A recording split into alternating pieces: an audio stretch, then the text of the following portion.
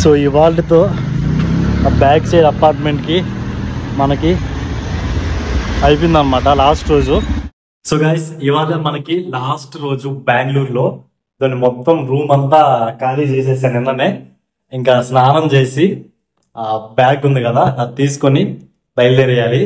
So room లో ఇంకా కొన్ని సామాన్లు ఉన్నాయి, చూపిస్తా చూడండి ఏమున్నాయి. కొన్ని ఇంకా ప్యాక్ చేసుకోవాలి. ఇది నా బ్యాగ్ ఇప్పుడు తీసుకెళ్ళాలి. అండ్ ఈ వైఫై తీసి ప్యాక్ చేసుకోవాలి. ఇంకా ఈ వాటర్ క్యాన్ బయట పెట్టేస్తా. ఆ బెడ్షీట్ తీసుకెళ్తా, పిల్లో బాగాలేదు నేనే పడేస్తా. ఇంకా బట్టలు అనమాట ఇప్పుడు స్నానం చేసేసుకోవడానికి. మొత్తం ప్యాకింగ్ అయితే అయిపోయింది. లాస్ట్ మిగిలిన సామాన్లన్నీ దీనికి వేసి కుక్కేసిన. ఫస్ట్ టాస్క్ ఏంటంటే కలాసపాలు వెళ్ళి బైక్ ఇచ్చేయాలి అక్కడ. అక్కడి నుంచి టిన్ ఫ్యాక్టరీకి వెళ్ళి బస్సు ఎక్కాలి. 8కి బస్సు, టైం 4:30. 4 అవర్స్లో ఇన్ని పనులు చేయాలి. ఇంకా మన టైం లేదు, వెళ్ళిపోదాం. సో ఇవాళతో బ్యాక్ సైడ్ అపార్ట్మెంట్కి మనకి అయిపోయిందన్నమాట లాస్ట్ రోజు.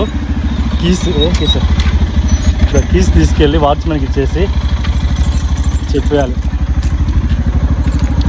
బెంగళూరులో లాస్ట్ రోజు అండ్ లాస్ట్ అపార్ట్మెంట్ G63 का flat. Tomorrow one person will come, you hand over to the key. G63. So ఇదే అన్నమాట మన అపార్ట్మెంట్. ఇన్ని రోజులు ఆల్మోస్ట్ 1 year స్టే చేసిన అపార్ట్మెంట్.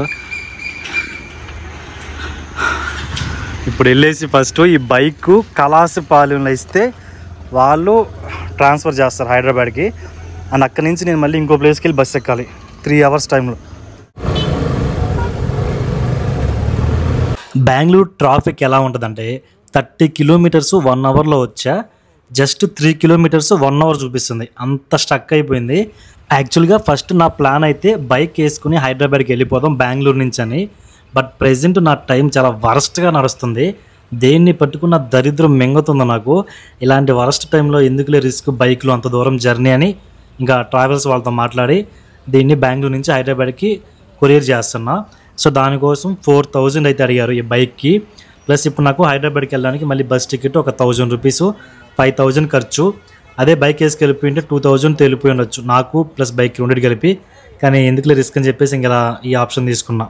సో ఇంకా బైక్కి సైడ్ మిర్రర్లు 2 ఇప్పేసి ఇప్పుడైతే దాన్ని ప్యాక్ చేసేస్తారు నీట్గా. ఆ తర్వాత లారీలో ఎక్కిచ్చేస్తారు. హైదరాబాద్ రావడానికి ఒక 2 days పడుతుంది అని చెప్పారు. అండ్ ఈ ఏరియా ఉంది కదా, ఇది వచ్చేసి కలాసిపాలెం. మొత్తం లగేజ్ ట్రాన్స్పోర్ట్ అంతా ఇక్కడి నుంచే జరుగుతుంది. చూడండి ఎంత లగేజ్ ఎక్కిస్తున్నారు బస్సుల పైకి.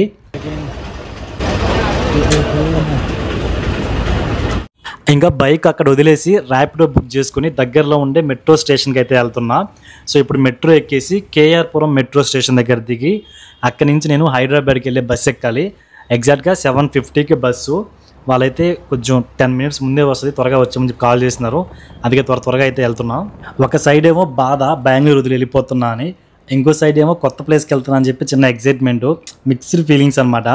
అసలు నేను ఎందుకు బెంగళూరు వదిలి వెళ్ళిపోతున్నానో ఒక సపరేట్ వీడియోలో మీకు అంతా ఎక్స్ప్లెయిన్ చేస్తాను. నాకు కొన్ని రీజన్స్ ఉన్నాయి. సో అదే అనమాట రీజన్స్ అని చెప్తాను నేను మళ్ళీ మీకు. సో ఇది వచ్చేసి మెజెస్టిక్ బస్ స్టాండ్.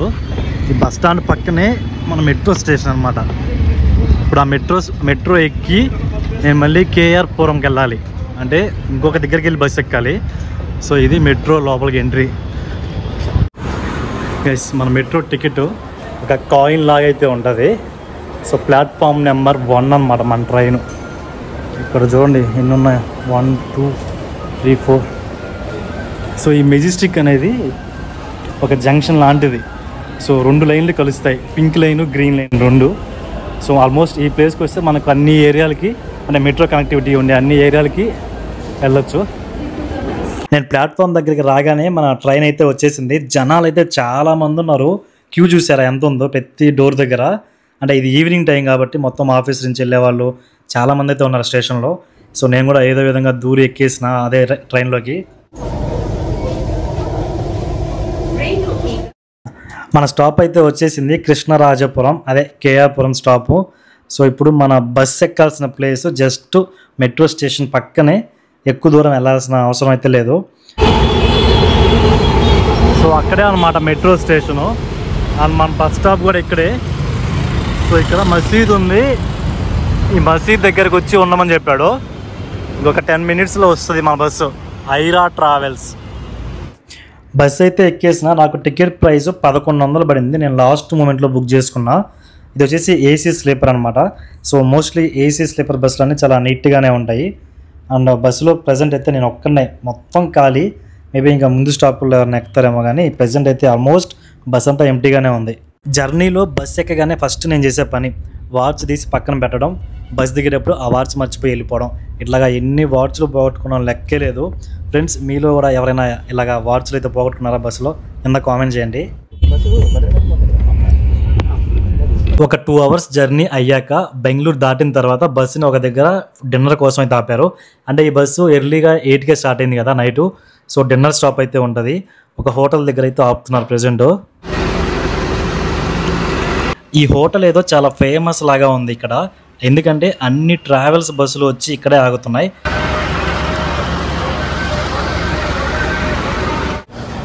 మీల్స్ ఉందమ్మా.